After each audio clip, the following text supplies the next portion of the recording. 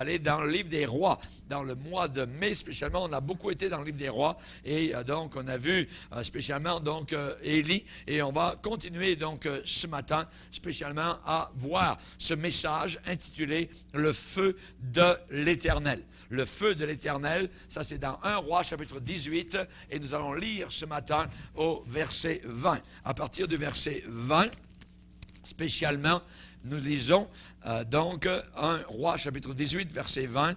Akab envoya des messagers vers tous les enfants d'Israël et il rassembla les prophètes à la montagne du Carmel.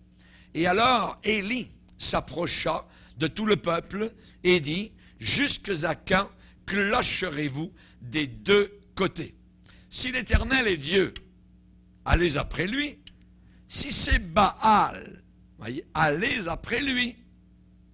Le peuple ne lui répondit rien, ils ont la bouche fermée. Et Élie dit au peuple: je suis resté seul des prophètes de l'Éternel, et il y a 450 prophètes de Baal, des faux prophètes, que l'on nous donne 2 taureaux, qu'ils choisissent pour eux l'un des taureaux, qu'ils le coupent par morceaux, et qu'ils le placent sur le bois, sans y mettre le feu. Et moi, je préparerai l'autre taureau, et je le placerai sur le bois, sans y mettre le feu. Puis, invoquez le nom de votre Dieu, et moi, j'invoquerai le nom de l'Éternel. Le Dieu qui répondra par le feu, c'est celui-là qui sera Dieu. Et tout le peuple répondit en disant: c'est bien. Amen. Père, nous te bénissons pour ta parole qui nous parvient après ces millénaires, Seigneur, où cet événement est arrivé d'une façon réelle sur la montagne du Carmel qui surplombe la Méditerranée en Israël. Nous te demandons, Père, de bénir abondamment ce matin nos cœurs et nos âmes, que tu puisses nous faire comprendre quelle est ta pensée, que nous puissions, Seigneur, la saisir, que nous puissions vraiment la méditer, que nous puissions y réfléchir, et que le Saint-Esprit nous remplisse abondamment, que nous devenions feu et flamme, que nous soyons embrasés d'un nouveau feu, Seigneur. Te demandons, Seigneur, que tu deviennes réellement le maître de nos âmes. Esprit de Dieu, esprit d'amour, embrase-nous en ce jour de tes divines flammes, que nous puissions porter ta bonne nouvelle avec facilité, avec joie, avec rapidité, Seigneur, et en train. Nous te le demandons, Père, dans le nom puissant de ton Fils merveilleux, notre Sauveur, sans lequel nous ne pouvons pas nous présenter devant toi. Merci de nous avoir donné cet avocat, ce consolateur merveilleux, ce Sauveur. Merci, Seigneur, pour Jésus-Christ, ton Fils unique, que tu aimes tellement, et tu l'aimes autant, lui, que nous. Merci, Père, au nom de Jésus. Amen. Et tout le peuple dit Amen. Amen. Vous pouvez vous asseoir, frères et sœurs. Alléluia. Gloire à Dieu. Nous avons ce matin devant nous une image merveilleuse. L'image, donc, la description, une description assez détaillée d'un défi qui a été lancé par un homme de Dieu il y a de cela très longtemps. Et la description vivante se passe sur la montagne du Carmel. Et ce que nous avons là ce matin, évidemment, est inspiré par le Saint-Esprit. Le prophète de Dieu est présent. Il s'appelle Élie. Il vit dans une époque d'apostasie ou de recul complet, où le peuple appelé de Dieu s'est totalement éloigné et même a abandonné son Dieu, sert Dieu du bout des lèvres, mais sert le diable en même temps. Raison pour laquelle Élie, placé devant ce peuple immense, leur lance ce défi et leur demande: jusqu'à quand? Ça va durer combien de temps cette histoire, ce petit jeu? Jusqu'à quand allez-vous servir en même temps supposément Dieu et en même temps le diable? Voyez, jusqu'à quand clocherez-vous des deux côtés? Si c'est l'Éternel qui est véritablement le vrai Dieu, eh bien servez-le. Si c'est Baal, mais servez-le. Si vous voulez suivre le diable, servez-le, mais vous ne pouvez pas suivre les deux à la fois. Et ces gens-là, il est dit, ne lui répondirent rien. Moi, j'aime ce petit bout de phrase, ils ne lui répondirent rien. Vous voyez, ils ont la bouche fermée. Pourquoi? Parce que le péché ferme la bouche. Le péché ferme la bouche. Voyez? Évidemment. Et là, nous avons cette description, donc, de cet épisode inspiré par le Saint-Esprit. On voit que le prophète de Dieu est là, en présence du roi. Akab, c'est une grande, je dirais, un grand rassemblement. Le défi a été lancé. Ils sont venus. Il y a les prophètes de Baal, les faux prophètes. Il y a une multitude du peuple d'Israël qui est venu aussi, donc, au Carmel. Et vous savez, quand il y a confrontation, spécialement entre les religions, les gens aiment ça. Ils aiment voir la confrontation. Ils aiment voir comment ça va se passer, comment les choses vont tourner. On a cela parfois à la télévision, évidemment, où ça peut arriver parfois, où qu'on invite un prédicateur chrétien authentique face à des théologiens, je dirais, à l'eau de rose et à l'eau de l'enfer, véritablement, vous voyez, et les gens aiment voir l'opposition. Comment il va se défendre, comment il va répondre, comment, ainsi de suite. Et c'est un peu cela, vous voyez, cette confrontation qui s'est passée entre Élie et tous les faux prophètes conduits par Akab, le méchant roi. On se rappelle qui a épousé la reine Jézabel. Donc, Élie est entouré, là sur le Carmel, de 450 prophètes de Baal. Voyez, 450 faux pasteurs qui disent, évidemment, qui parlent de Dieu, mais qui servent le diable. Ouais, imaginez. Et le prophète de Dieu, en plus, est entouré de 400 autres prophètes qui, eux, ont une autre religion. Ils servent la déesse du ciel. Voyez? Ils servent une femme déesse qui s'appelle Astarté. Ça n'a pas changé. Les hommes ont toujours voulu adorer une sorte de déesse, la reine du ciel. Et l'Église romaine a trouvé un bon moyen en inventant, en prenant un personnage de la Bible et donc en l'élevant à un niveau de divinité. Et c'est la raison pour laquelle vous voyez Marie parfois au-dessus de la planète Terre avec un serpent sous ses pieds. Voyez, c'est complètement faux, voyez. C'est complètement, je dirais, insensé, parce que ce n'est pas elle qui a écrasé la tête du serpent, c'est Jésus-Christ à la croix du Calvaire, et la religion humaine veut donner un rôle, veut voler, je dirais presque, veut voler le rôle que Jésus-Christ a et le donner à une femme, appelée donc Marie. Ici, c'est Astarté. Astarté. Donc, une déesse qui était adorée, évidemment, donc avec toutes sortes de cultes, de faux cultes. Et la foule, donc, rassemblée est immense, là, sur le mont Carmel. On sait que nous, aujourd'hui, il y a des problèmes dans l'Église chrétienne qui viennent d'une direction particulière à cause des faux prophètes. Les faux prophètes sont au milieu de nous, ils nous entourent, ils sont parfois immiscés à l'intérieur même de l'Église avec d'autres évangiles, des évangiles appelés de prospérité. Ils vous promettent mer et monde, ils vous promettent des millions, ils vous promettent de l'or, ils vous promettent les plus belles maisons dans le quartier, ils vous promettent des montres Rolex, des Cadillac et des choses semblables qui vont rouiller, évidemment, comme leur évangile à eux, parce que ce n'est pas l'évangile de Jésus-Christ. Jésus-Christ n'a jamais promis des choses semblables, voyez. Évidemment, on a ces faux prophètes qui sont au milieu de nous, mais qui en même temps parlent de Jésus, parlent de la croix, parlent de la Bible. Et c'est cela, justement, qui est séduisant. Et on a aussi d'autres évangiles, comme un évangile appelé l'évangile de l'estime de soi. Cette expression estime de soi, évidemment, est totalement anti-Dieu et anti-Christ. Pourquoi? Parce que, et on dit aux gens de ne pas parler contre le péché, parce que l'estime d'eux-mêmes va être écrasée, voyez. Mais je bénis le Seigneur de ce que le vrai évangile a écrasé mon estime de moi-même. Le vrai évangile a écrasé mon orgueil. Le vrai évangile m'a montré que j'avais besoin d'un autre sauveur pour me délivrer. Et c'est la croix. Et ces faux évangiles sont en train d'enlever, de renverser la croix du calvaire. On va lire un exemple de cela dans la deuxième épître de Pierre. Deuxième épître de Pierre, chapitre 2, verset 1er. Pierre dit, il y a eu parmi le peuple, quel peuple? Le peuple d'Israël. Il y a eu parmi le peuple de faux prophètes. Et il y aura, il y a eu, il y aura. De même, la même manière, parmi vous, au milieu des chrétiens, de faux docteurs, des faux enseignants, des gens qui enseignent de l'erreur et qui introduiront, voyez, donc il y a introduction à l'intérieur du corps de Christ, qui introduiront des sectes pernicieuses. Ce mot secte veut dire dans le mot grec hérésie. Ils introduiront des hérésies pernicieuses, mauvaises.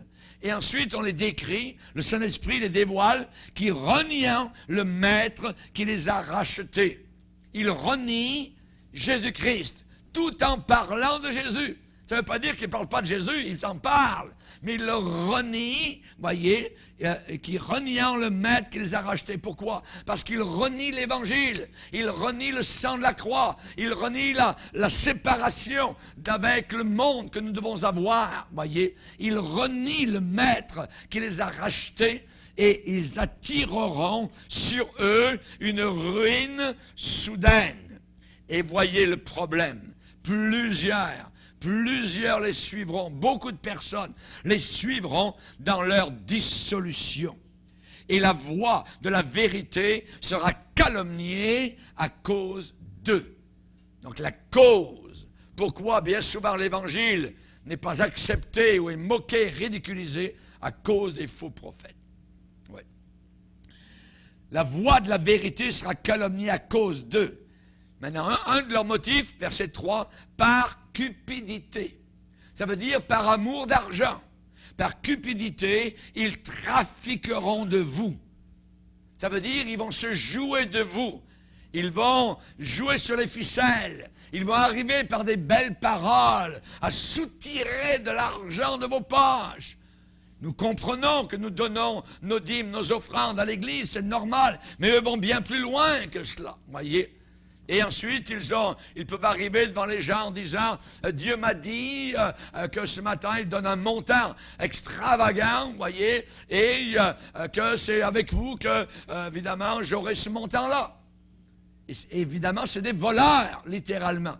Mais ils se servent du nom de Dieu comme si Dieu leur a parlé. Et ils ont toutes sortes de trucs, vous voyez, toutes sortes de ficelles. Il est dit, ils trafiqueront. Un trafic, ça veut dire c'est quelque chose de mensonger, quelque chose qui est caché, quelque chose qui est par en dessous pour autre chose. Il est dit, ils trafiqueront de vous au moyen de paroles trompeuses, eux que menacent depuis longtemps la condamnation et dont la ruine ne sommeille pas. Ça veut dire que tôt ou tard, évidemment, ils s'en vont à la perdition.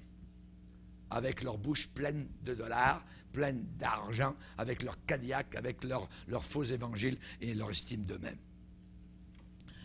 La question ce matin que nous posons, parce que Élie a fait face à ces faux prophètes, vous voyez, il y en a 450 qui servent le diable, et il y en a 400 qui servent une déesse qui s'appelle Astarté. Ce qui veut dire, il est seul, entouré de 850, je dirais, entre parenthèses, pasteurs de faux cultes. 850. C'est une grande convention. Et lui est tout seul. Mais l'apostasie est tellement descendue, elle est à un point terrible, qu'il les a confrontés, il leur a demandé de venir. Il leur a dit, le Dieu qui répondra par le feu sera le vrai Dieu.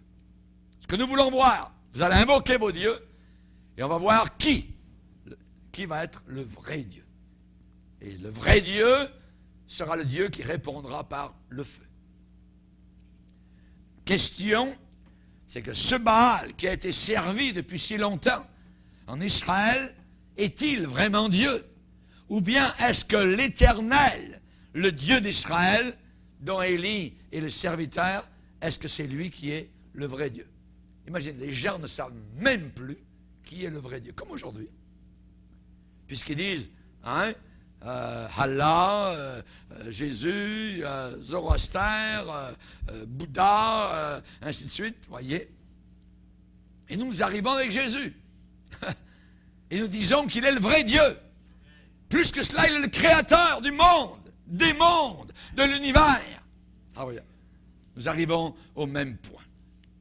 Évidemment, c'est un merveilleux récit que nous avons, un récit sacré dans les Écritures, un rapport historique, c'est un fait réel, fait vécu. Voyez, ce n'est pas du rêve, la fiction, ce n'est pas un mythe, pas du tout. Voyez, c'est un drame saisissant, et je dirais qu'il nous amène, qu'il nous apporte deux choses ce matin. La première, c'est ça affermit notre foi. Notre foi va ressortir plus forte parce que toute l'Écriture est inspirée de Dieu et utile pour enseigner, corriger, convaincre. Voyez, donc cette Écriture ce matin, elle est là pour affermir notre foi. Et d'où vient la foi? Est-ce que la foi flotte dans les airs? Est-ce que la foi flotte au-dessus du toit? Non, la foi vient. D'où elle vient? Elle vient de ce qu'on entend, et ce qu'on entend vient de la parole de Dieu. Donc, nous sommes nourris par nos oreilles. Ça rentre par nos oreilles et ça nourrit notre foi à l'intérieur. Exactement comme notre corps est nourri par la bouche et notre force physique revient, eh bien, nous entendons la parole de Dieu avec nos oreilles et cette parole produit en nous de la vivacité, de la force, de la foi, de l'énergie, alléluia, et évidemment un amour plus grand pour le Seigneur. Amen. Que notre foi ce matin soit renouvelée, qu'elle soit rallumée, que nous puissions avoir confiance de plus en plus dans le Dieu vivant et vrai, le seul et l'unique. Merci Seigneur. Il est puissant. Que dis-je? Il est puissant. Il est tout puissant. Il est El Shaddai. Alléluia. Le grand Dieu merveilleux. Lorsque l'ange est arrivé vers Marie et lui a dit qu'elle serait enceinte sans qu'un homme ne la touche, l'ange Gabriel, elle a dit, mais comment se fait-il, parce que je ne connais pas d'homme? Et on comprend évidemment, jusqu'à un certain point, sa réponse de jeune fille. Une jeune fille qui a peut-être, je ne sais pas, 15-16 ans, voyez. Et donc, l'ange lui répond, avec Dieu, rien n'est impossible. Avec Dieu, rien n'est impossible. Gloire au Seigneur. Et non seulement ce matin, notre texte va affermir notre foi, mais deuxièmement, c'est un défi permanent. C'est un défi permanent jusqu'à encore maintenant, aujourd'hui. Par rapport à cet événement passé, les leçons que nous allons en tirer sont toujours d'actualité. Toujours aujourd'hui. Pourquoi? Parce qu'il y a les fausses religions, parce qu'il y a les faux cultes, parce qu'il y a évidemment l'apostasie parmi le peuple de Dieu, parmi les dénominations religieuses, évangéliques et ainsi de suite. Quel est le plus grand besoin? Quel est le besoin le plus urgent de l'Église aujourd'hui? Quel est son besoin? Quelqu'un va dire, pasteur, c'est l'argent. Eh bien, je dirais non, ce n'est pas l'argent. Pourquoi? Parce que Pierre, l'apôtre, lorsqu'il a pris la main de cet homme paralysé à la porte Labelle, à Jérusalem, il a dit, je n'ai ni or ni argent, mais ce que j'ai, je te le donne. Au nom de Jésus, lève-toi et marche. Alléluia, que Dieu soit béni, que Dieu soit glorifié. Je n'ai ni argent ni or, mais ce que j'ai.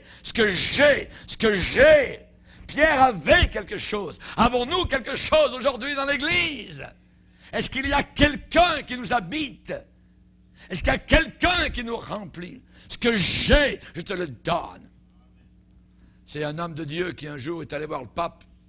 Et le pape lui dit, regardez aujourd'hui à Rome, nous avons l'or, nous avons l'argent, nos moines sont passés dans les villages d'Europe et nous avons bâti cette belle coupole. Hein, nous sommes heureux, nous n'avons plus besoin d'or et d'argent. Et l'autre a répondu, Pierre a dit, je n'ai ni or ni argent, mais ce que j'ai. Il lui a dit, est-ce que vous avez ce que Pierre avait? Est-ce que vous êtes capable de relever les paralytiques? Vous avez de l'or et de l'argent, Mais avez-vous la puissance de Dieu? Ah non, c'est une église apostate, une église prostituée. Chers amis, quel est le plus grand besoin aujourd'hui de l'église? L'argent, des hommes, des méthodes nouvelles. Dans Jérémie, le Seigneur va dire, placez-vous sur les chemins et regardez. Chapitre 6, verset 16. Demandez quels sont les anciens sentiers. Demandez quelle est la bonne voie. Marchez-y. Et vous trouverez le repos de vos âmes. Il dit, placez-vous sur les chemins, demandez quels sont les nouveaux sentiers. Non. Les anciens sentiers. Les sentiers de la force, les sentiers de la puissance, le sentier de la sanctification, le sentier de la séparation avec le mal, le sentier de la pureté, de cœur, de corps, d'esprit, d'âme, de doctrine. Demandez quels sont les anciens sentiers, quelle est la bonne voie, marchez-y, et vous trouverez le repos de vos âmes. Mais ils répondent, nous n'y marcherons pas. On n'en veut pas. Oh?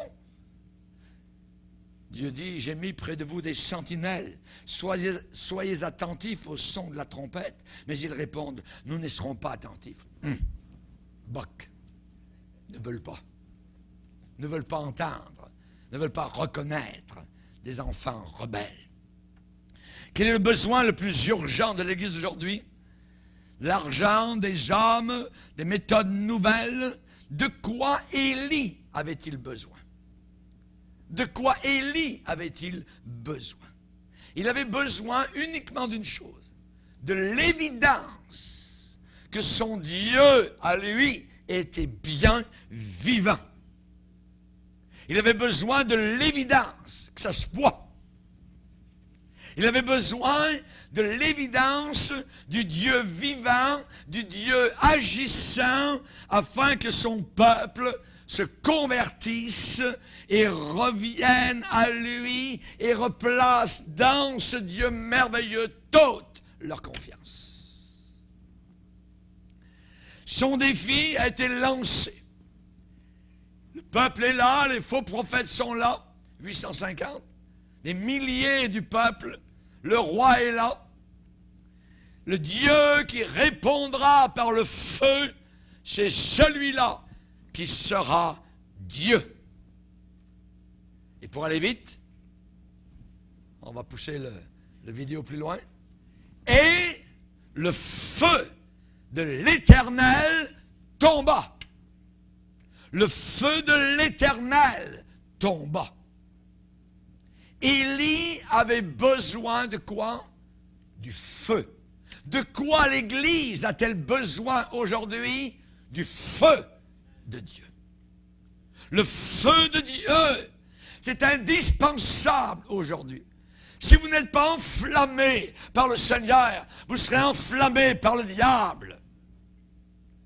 Ce sera les flammes de l'enfer qui vont vous dévorer pour l'éternité.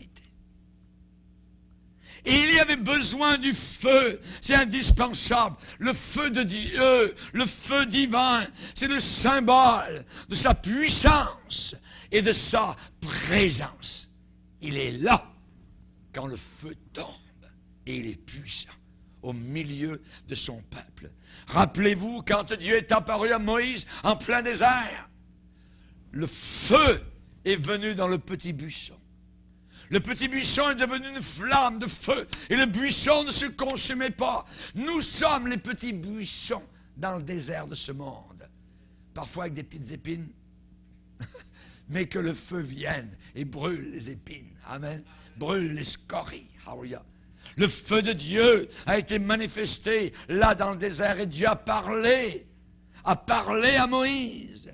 On voit que Dieu guidait le peuple d'Israël dans le désert. Il a dit l'Éternel les conduisait la nuit dans une colonne de feu pour les éclairer. En plein désert, une colonne de feu montait à des centaines de mètres en plein désert. Et au loin, les ennemis, les Madianites, regardaient et disaient « Oh, c'est leur Dieu là-bas qui est avec eux. Une colonne de feu éclairée. Alléluia. Vous n'avez pas besoin de lampadaire. Amen. Imaginez. Tout le camp était éclairé par une colonne de feu. Ça voulait dire quoi? Dieu est là. Dieu était au milieu de son peuple. Dieu présidait, Dieu conduisait son peuple. Alléluia. Quand Dieu a parlé à son peuple, après la sortie d'Égypte, ils sont retrouvés en bas d'une montagne. Et Moïse les a préparés pour aller rencontrer Dieu. C'était tous en bas de la montagne. Des milliers, plus que des milliers, des centaines de milliers, environ 3 millions de personnes étaient au pied d'une montagne appelée le mont Sinaï. Le mont Sinaï. Il est dit, on va le lire si vous voulez bien, vous allez voir, Exode 19. Exode 19. Il est dit, verset 16, le 3e jour au matin, il y eut des tonnerres, boum, boum, imaginez, des éclairs, tchou, une épaisse nuée sur la montagne, le son de la trompette. Ils ont entendu des trompettes.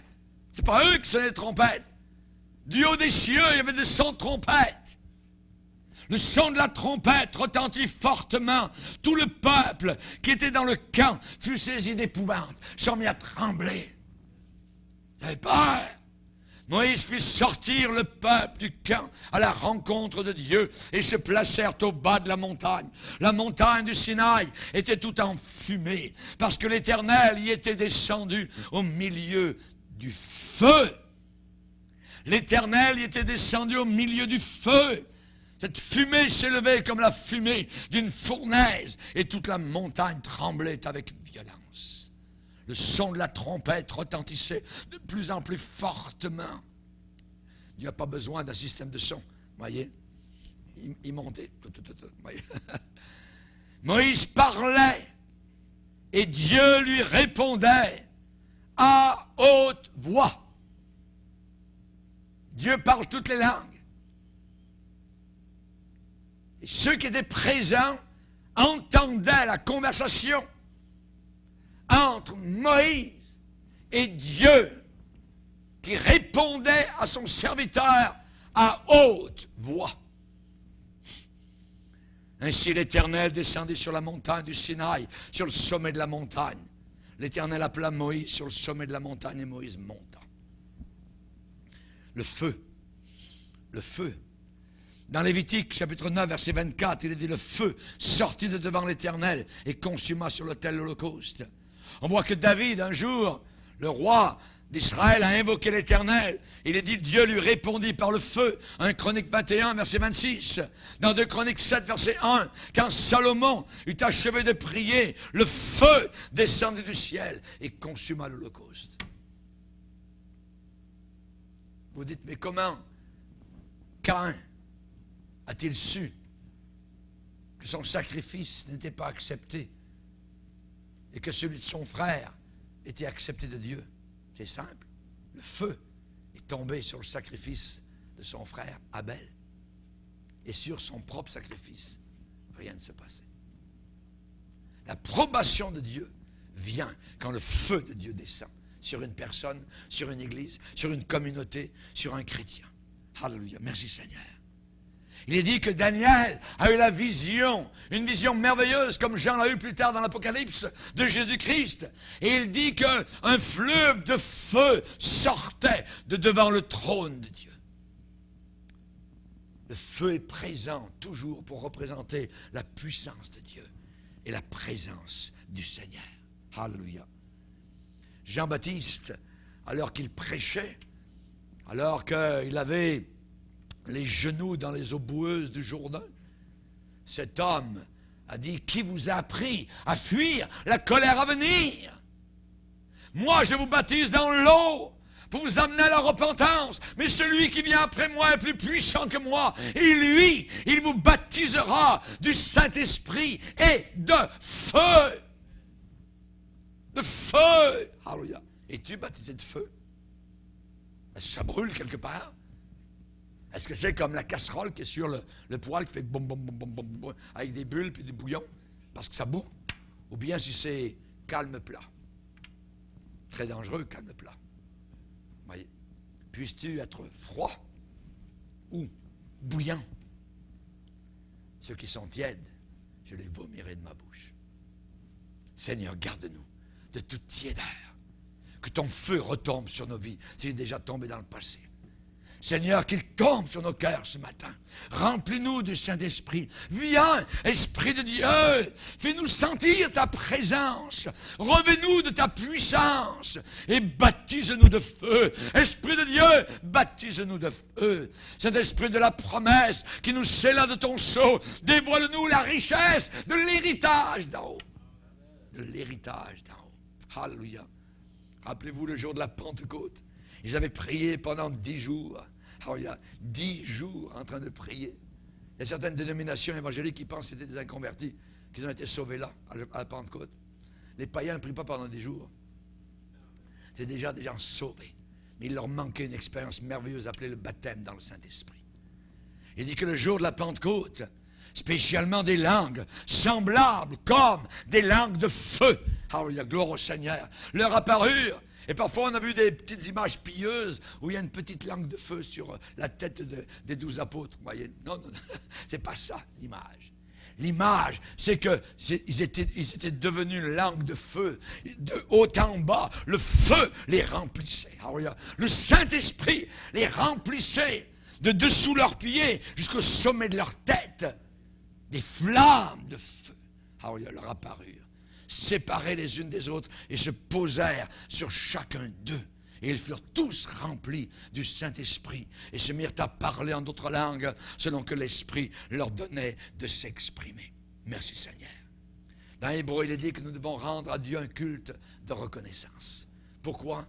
Parce que notre Dieu est aussi un feu dévorant. Un feu dévorant. Gloire au Seigneur.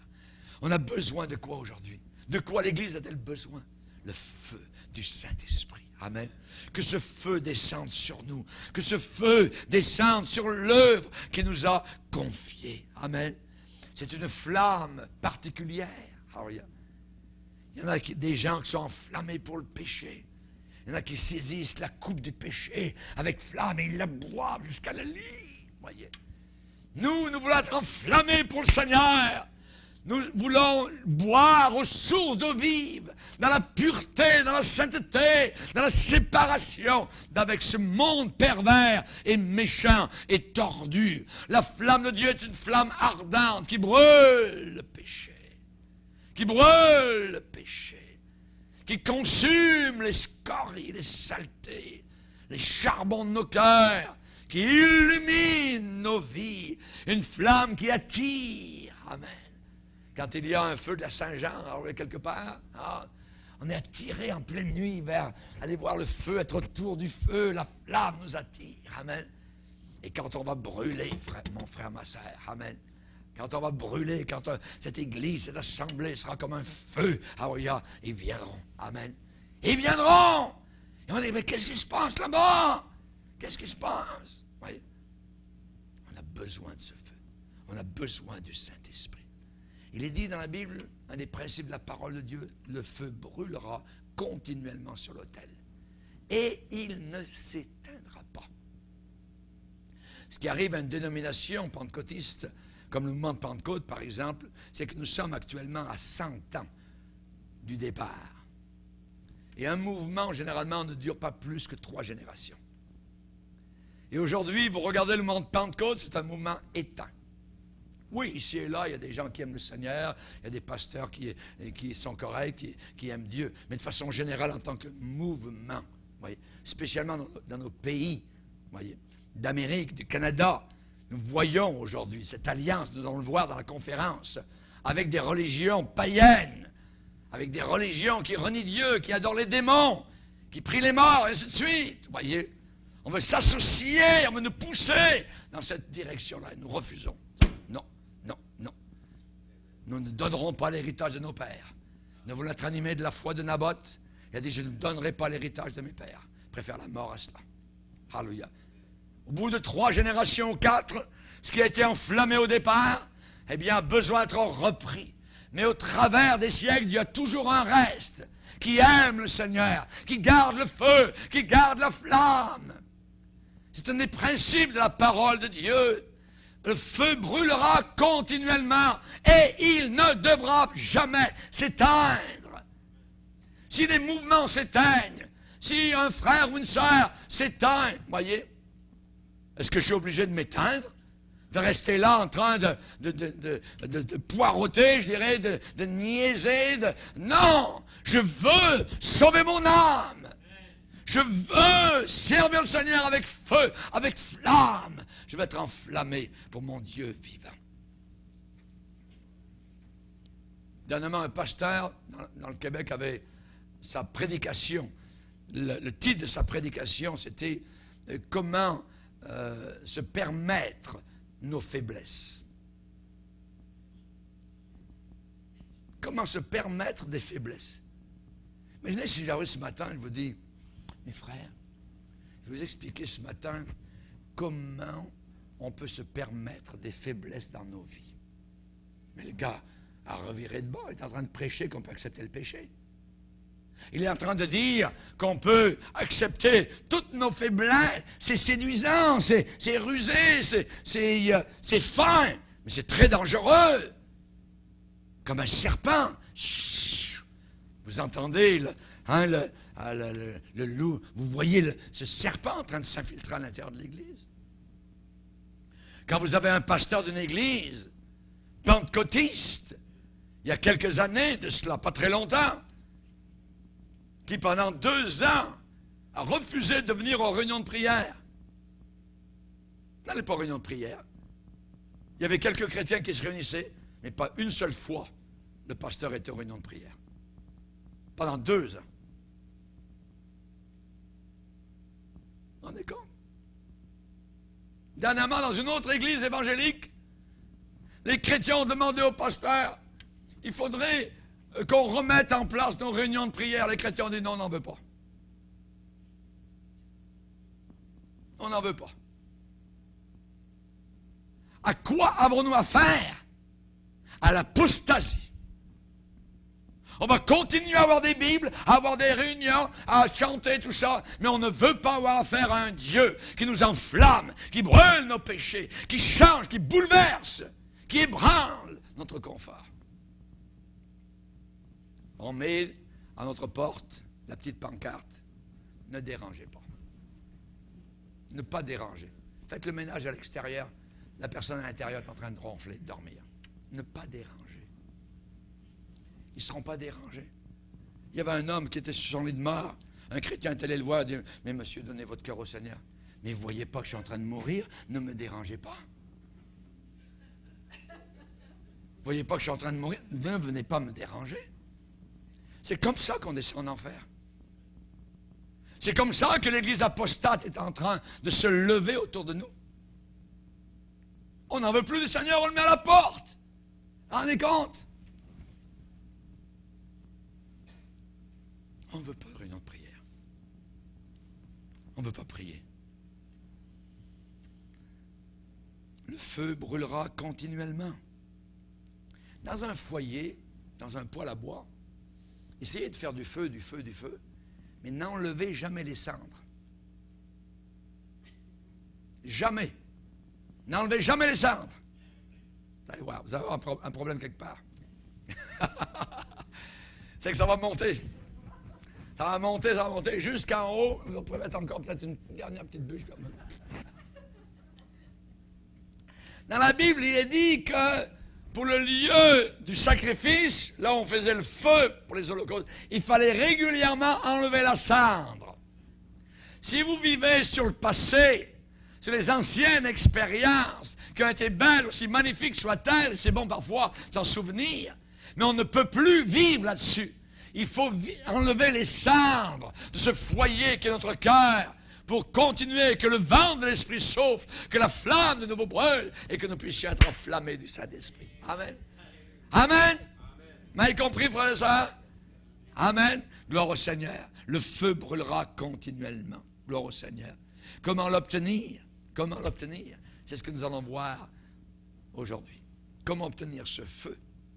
Il est dit, alors le feu de l'Éternel tomba. Mais avant que Élie ne voit le feu de l'Éternel tomber, il a fait différentes choses. Et la première chose, c'est le verset 30 de notre texte. La première chose. Dans 1 Roi, chapitre 18, verset 30, Élie dit alors à tout le peuple, approchez-vous de moi. Tout le peuple s'approcha de lui. Et, notez, Élie rétablit l'autel de l'Éternel qui avait été renversé. Renversé. Ce que le diable a cherché à faire et cherche à faire aujourd'hui, c'est de renverser la croix. Renverser la croix. De retourner à la religion. Retourner aux bonnes œuvres. Retourner, on n'a même pas besoin de Jésus. Voyez? On va chercher quoi? On va chercher la sécurité. On va chercher l'argent. On va chercher ceci, on va chercher cela. Élie rétablit l'autel de l'Éternel. Et l'autel de l'Éternel était en piteux état. Il avait été renversé. Qui pensez-vous qui avait renversé cet autel? Le peuple, qui s'était détourné de Dieu, eux-mêmes. Ah, on n'a plus besoin de cet autel-là. On ne veut plus offrir des sacrifices à l'Éternel. Aujourd'hui, les gens disent, la croix, c'est bien beau, mais on est fatigué du sang. Ça pourrait traumatiser nos enfants. Ça fait 30 ans que j'entends ça. La croix, le sang, c'est dangereux, tout ça. Pourtant, la Bible dit, c'est par le sang de Jésus qu'on entre dans la présence du Père. Le sang de Jésus nous purifie de tout péché. Nous sommes justifiés par son sang. L'aspersion du sang de Christ. Alléluia. C'est le sang qui nous libère. On n'a pas besoin de chercher des thérapies de monsieur un tel, monsieur là-bas en Californie ou quoi que ce soit, ou en Amérique, ou tourner autour de la terre. Voyez. Non. La croix. Il faut la ramener, la puissance du calvaire. Christ a écrasé Satan à Golgotha. C'est là la plus grande victoire de toute l'humanité et du monde entier. Élie rétablit l'autel de l'Éternel qui avait été renversé. Pour préparer la venue du feu, il faut de nouveau venir à la croix pour nous, chrétiens, demander pardon à Dieu pour nos négligences et nos péchés. Amen. Gloire à Dieu. L'idolâtrie, l'apostasie avaient régné depuis si longtemps en Israël. Les autels de Dieu avaient été renversés. Les autels de Dieu avaient été renversés. Donc, il y avait nécessité de les relever, de les rebâtir. Amen. David a dit au psaume 84, « Tes autels, éternels des armées. » Tes autels, la croix. Avez-vous passé du temps cette semaine au pied de la croix? Alléluia. Au pied de la croix. Psaume 43, verset 4. J'irai vers l'autel de Dieu. J'irai vers l'autel de Dieu. Ma joie et mon allégresse. Merci Seigneur. À la croix, nous y sommes venus la première fois et nous y revenons maintenant joyeux. C'est là que notre salut a été accompli. On parlera de la croix pour toute l'éternité. Dans les millénaires, dans les siècles des siècles, on parlera encore de la croix. On n'épuisera jamais le fond de l'amour de Dieu qui a été manifesté à la croix du calvaire. Alléluia. Merci Seigneur. Si le Seigneur a repris ensuite la première place dans votre vie, quand cette place qui lui revient de droit, alors le feu de l'Éternel va tomber. Le feu de l'Éternel tombera sur vous personnellement. Le feu de l'Éternel tombera sur l'Église et sur l'œuvre qu'il nous a confiée. Alléluia. Merci Seigneur. Si le Seigneur reprend cette première place, alors il faut qu'il soit en premier. Cherchez premièrement. Premièrement. Ça demande des changements dans nos cœurs. Ça demande que les mauvaises habitudes soient changées. Soient changées. Soyez honnêtes. Est-il le premier? Est-ce qu'il est le premier seulement le dimanche? Est-ce qu'il est le premier le lundi? mardi, mercredi, jeudi, vendredi, samedi. Qu'est-ce qui occupe le trône de votre vie? Le trône, je dis bien le trône de votre cœur. Est-ce que c'est le Seigneur Jésus ou le moi? Rappelons-nous Jésus qui a dit chercher premièrement. Pourquoi dites-le premièrement? Il aurait pu dire chercher le royaume de Dieu. Il a dit premièrement. Ça veut dire qu'il y a des priorités, il y a des premièrement, deuxièmement, troisièmement, ainsi de suite. Mais en premier, en tête, c'est le royaume de Dieu. Jésus. Cherchez premièrement. Le reste. Ou Dieu est un menteur, ou alors il faut que moi, évidemment, je me mette à avoir ma priorité personnelle. Parce qu'on se dit, ben, Dieu ne prendra pas soin de moi, donc il faut que je prenne soin de moi. Ça, c'est l'incrédulité totale. C'est le Seigneur Jésus ou le moi. C'est le Seigneur Jésus ou bien un parent, un ami, un enfant. Voyez. Jésus dit, si quelqu'un aime son père, sa mère, son enfant, sa fille, plus que moi, il n'est pas digne de moi. Pas digne de moi. Oui, nous devons aimer nos enfants. La Bible dit, s'aimer les uns les autres. Mais c'est lui en premier. C'est lui en premier. Tout le temps. Voyez. Tout le temps. On se rappelle l'histoire que Jésus a racontée. Ce n'est pas une histoire, mais c'est Luc qui nous la rapporte. Quelqu'un a dit un jour, Seigneur, je te suivrai partout où tu iras. Jésus lui a dit, les oiseaux du ciel ont des nids, les renards ont des tanières, mais le Fils de l'homme n'a pas où reposer sa tête. Veux-tu me suivre encore? Veux-tu signer là en bas du contrat? Tu n'auras pas à reposer ta tête. Voyez. Un autre est venu et c'est Jésus qui l'a appelé, il dit, suis-moi. Ah oui, Seigneur, mais permets-moi, donne-moi une permission d'aller d'abord ensevelir mon Père. Les affections de la famille. Voyez, en premier. Il ne voulait pas mettre Jésus en premier. Jésus lui dit, laisse les morts ensevelir leurs morts. Toi, va annoncer le royaume de Dieu. Laisse les morts enterrer leurs morts. Un autre dit, je te suivrai, Seigneur, mais s'il te plaît, d'abord, prendre congé de toute ma maison. Jésus lui répondit, si tu as mis les mains à la charrue, tu regardes en arrière, tu n'es pas digne pour le royaume de Dieu. Pas digne. C'est lui jusqu'à la fin. Jusqu'à la fin. Qu'est-ce qui occupe le trône de notre cœur ce matin? On se rappelle l'histoire de Marthe et Marie.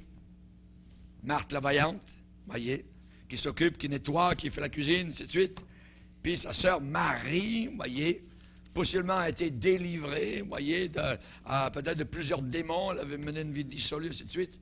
Mais elle, quand Jésus est à la maison, est dans le salon tout le temps. Elle est au pied de Jésus, elle écoute Jésus. Et Marthe, elle monte l'escalier, elle descend l'escalier, bing bang, avec les portes claquent, tout ça. Elle n'est pas contente. Qu'est-ce qui se passe? Marie se tourne. Ah, Marthe, qu'est-ce qui arrive? Mais tu vois pas, tu es là dans le salon, tu fais rien du tout, tu devrais m'aider. Hein? Et Jésus répond. Et il dit, Marthe, tu t'inquiètes, tu t'agites, tu vas, ainsi de suite. Mais Marie, ta sœur, a choisi la bonne part qui ne lui sera pas ôtée. Et ce matin, nous avons la bonne part d'être au pied de Jésus, d'entendre sa bonne parole, d'être nourris dans notre âme. Amen. Et si nous voulons le feu de l'Éternel dans nos cœurs, la première chose, il faut relever, amen, relever cette vie de consécration, relever l'autel de Christ, relever la croix, relever le sacrifice, la mort à soi-même, mort à ce monde, alléluia, et marcher de l'avant avec Jésus jusqu'au bout et jusqu'à la fin. Suite de message ce soir. Amen. Gloire au Seigneur. On va se lever ensemble.